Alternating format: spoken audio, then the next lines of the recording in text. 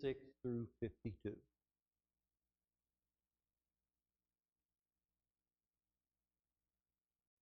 Then they came to Jericho.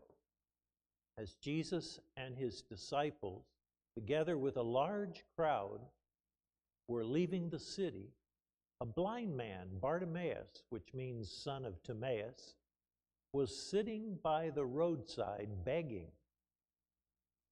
When he heard that it was Jesus of Nazareth, he began to shout, "Son of David, have mercy on me."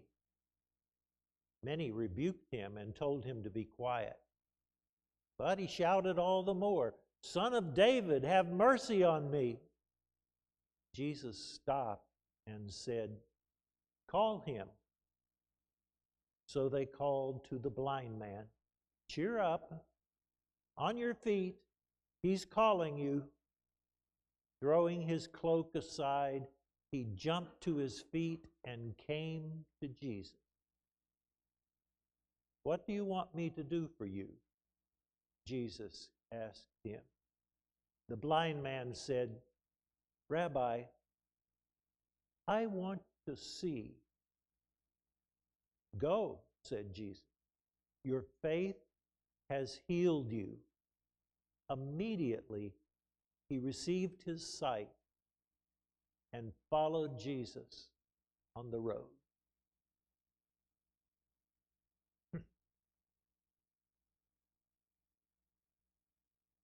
Oh, the places you'll go when you walk with Jesus.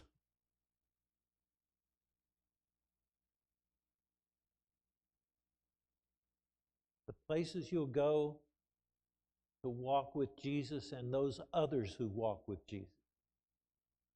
Notice this group was not just the 12, but lots of disciples and a large crowd, because Jesus was on the way to Jerusalem. And he had told them what was going to happen.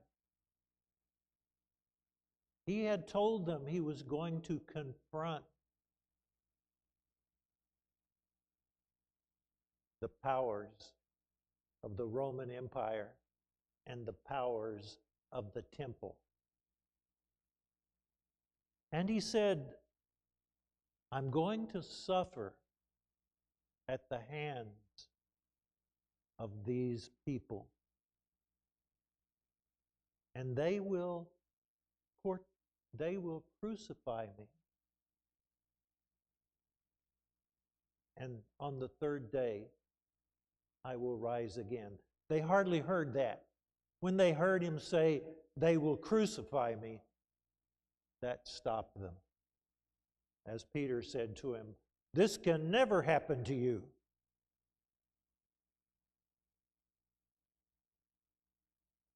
But the people were expecting that Jesus, the Messiah, was going to go to Jerusalem and bring in the way of God, what we've often called the kingdom of God, and run the Romans out and straighten everything up. So as they walked from Galilee all the way across the land toward Jerusalem, crowds kept gathering. People all along the way kept joining them. And they came to a town called Jericho. You've probably heard of Jericho. It seems to be the entranceway toward the temple. And there was a large crowd and lots of noise, because you know how people are when they're walking along together. They're talking and they're laughing. They're expecting great things to happen. And there's this one little blind man who kept calling out when he heard that it was Jesus. You know, he was wondering, what are all these people? He didn't see them, but he heard them. And they said, someone said to him, "It's Jesus of Nazareth." And he had heard about Jesus. Jesus was well known. And so he started crying out because he had heard Jesus had healed people. So he started crying out, "Jesus, Son of David, have mercy on me." Son of David is just another way of saying, I recognize that you are the Messiah we've been expecting to straighten everything out. So he kept crying, and the people told him to be quiet, hush. Blind people were not well respected, you might say. I don't know if he was born blind, but he was blind, and about the only thing a blind person could do in that day and age was beg. Sometimes their own family rejected them, and they were shamed. And not only they were shamed, but their parents were shamed. The father, he was called Bartimaeus. They didn't even say what his name was. He's Bartimaeus, the son of Timaeus. And Timaeus was shamed because he had a blind son. That's the way it was. It's still that way in many places, but think of the wonderful things. Think of what has happened. You remember one little line that Jesus says one time is, "Greater miracles than these you will do." Haven't you wondered about that? Because I don't see any blind people getting their sight here at church. Has that ever happened here? As far as you know? I don't think so. But what greater miracles have happened? Well, since those days, blind people are more respected, and their needs are met, and many of them make a good living. I had a friend in Worcester who went to First Baptist Church of Worcester, and he was totally blind. He became blind when he was 17 years old. Now he was an older man. And he taught at Winn St College in Worcester. And he was really loved and respected because I think blindness sometimes just made him a better person. Being blind, he could understand other people's feelings and experiences that were possibly negative. And his ability to think about things and to have other things in his life, like a strong hearing ability and a strong sense of getting around in the world, though he was blind. But also, just think of the miracles that had happened to him and many other blind people. Dogs. Seeing eye dogs. And white canes.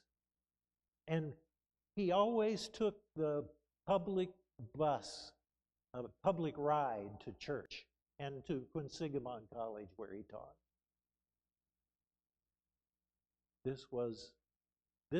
I think these were the miracles Jesus was talking about. When you're a Christian, or when you take the message of Jesus about loving one another, about being kind, about thinking through things and coming up with solutions, when you're like that, then things happen.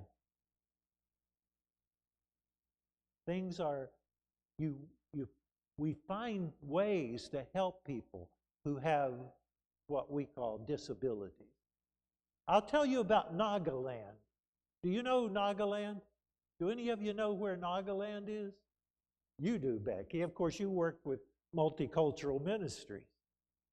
There are many Naga people here in Massachusetts, and several of them are pastors of churches. And I went to Nagaland with some of the people from Massachusetts several years ago for a sabbatical.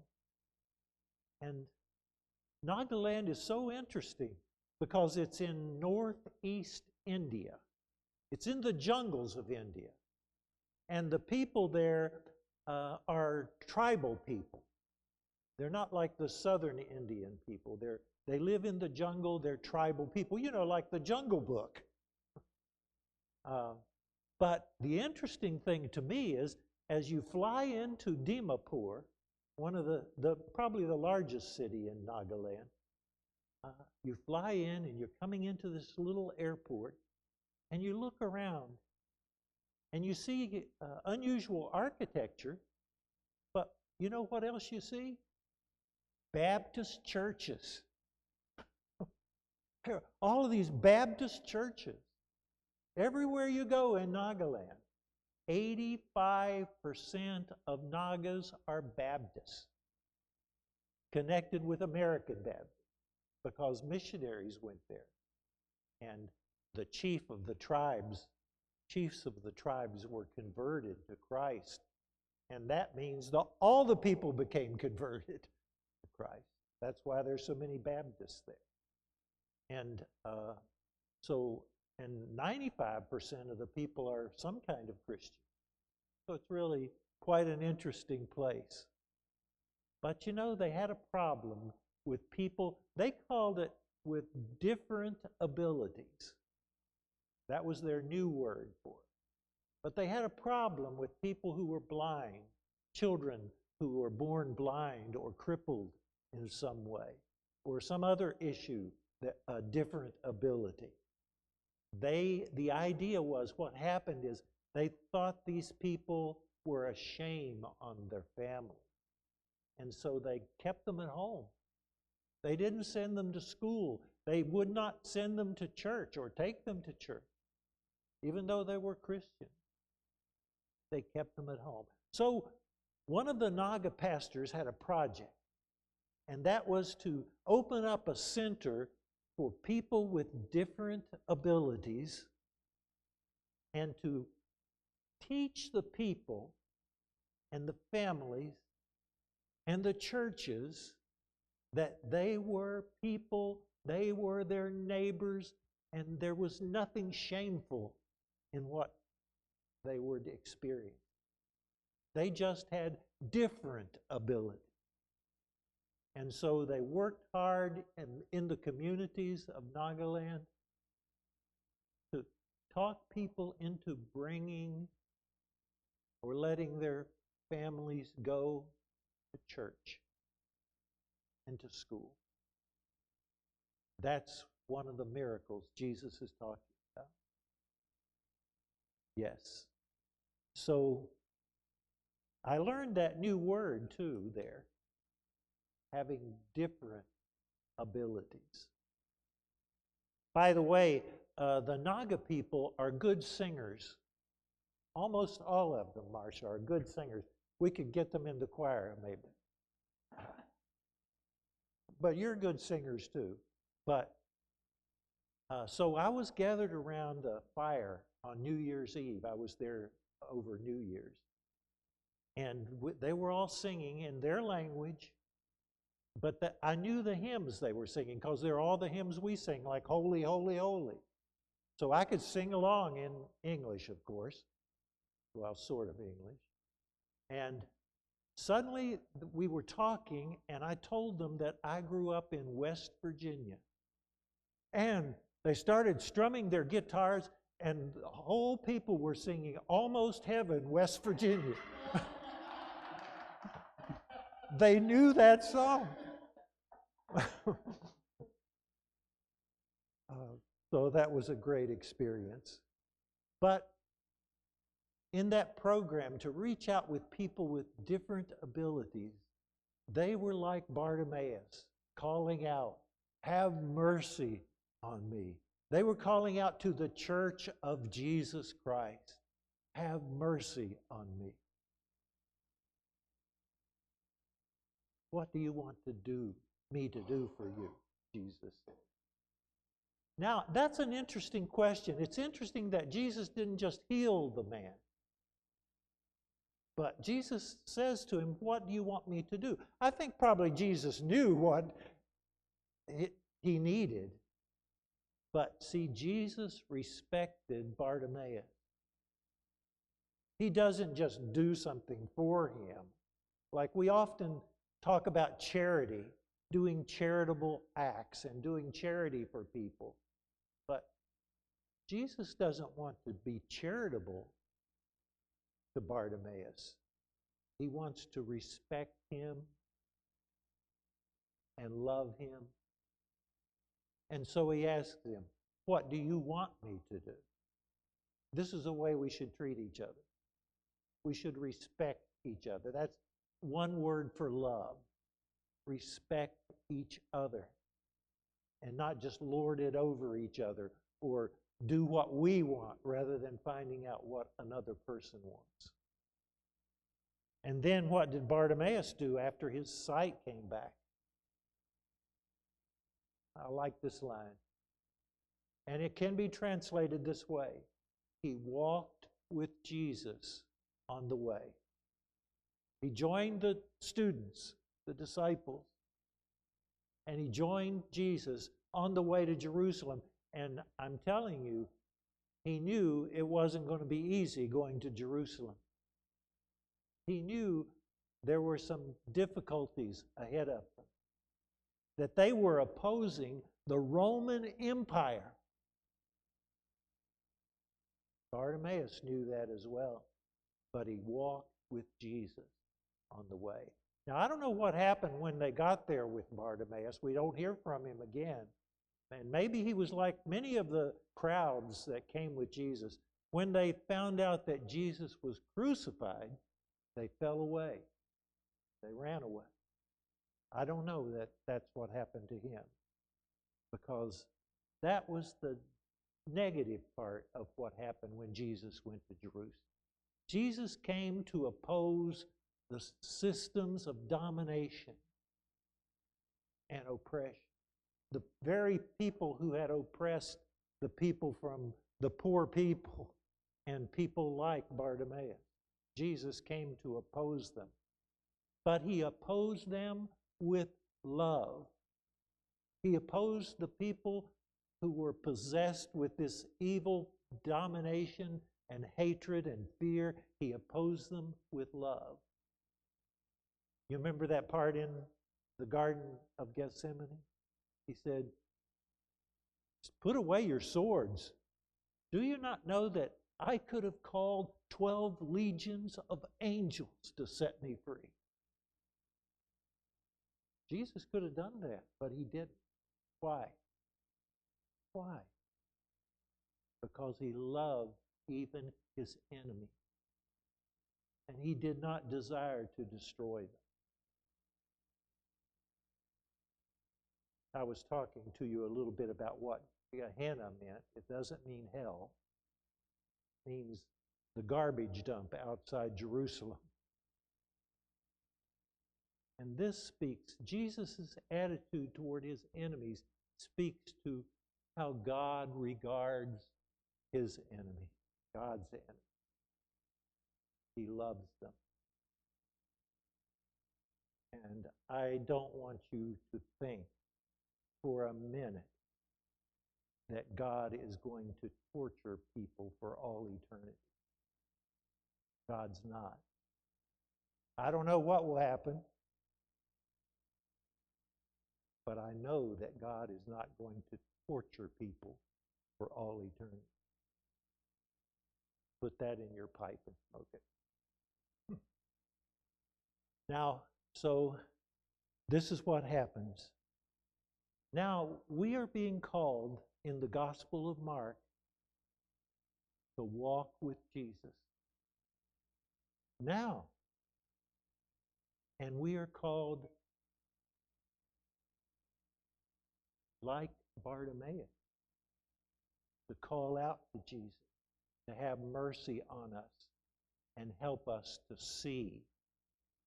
Because in our own ways, we are also blind. We are blind to Jesus' ways. We don't like that Jesus opposes the enemies with love. We are blind in our hate of other people. And we're blind in our fear of the powers. So we've got to come to Jesus and we got to say, I want to see.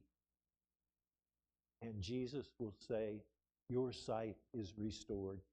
And you, by the grace of God, will be so full of joy that you'll follow Jesus, that you'll walk with Jesus on the way, even on the way to the cross. Take up your cross and walk with me, Jesus said. Notice that Jesus did not stop to inquire about the moral standing of Bartimaeus. Jesus didn't ask about his parents. Jesus was not concerned about his past. What concerned Jesus and moved Jesus is Bartimaeus' present condition of misery. And Jesus wanted to open a new future for Bartimaeus. It's the same for you and me. Jesus is concerned about our fear, our hatred, our present misery. Whatever it is, Jesus cares. And He wants to open up a new future for us. So call on Him and recognize, believe that He is with you all the time to help you and to open up a future for you. Amen.